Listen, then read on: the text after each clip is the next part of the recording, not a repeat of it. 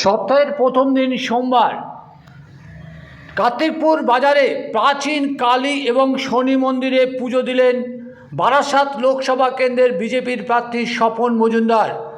এরপর সেই মন্দিরে পুজো দেওয়ার পর তার দলীয় কর্মী সমর্থকদের নিয়ে ভোট প্রচারে বেরোলেন তিনি।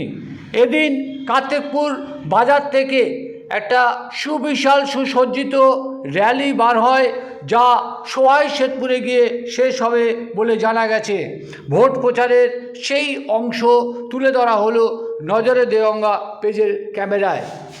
বিজেপি প্রার্থীর সঙ্গে দেখা গেল জেলা সভাপতি তরুণকান্তি ঘোষ সহ দীপিকা চ্যাটার্জি ছাড়াও আরও অন্যান্যদের। দেখুন সেই ছবি।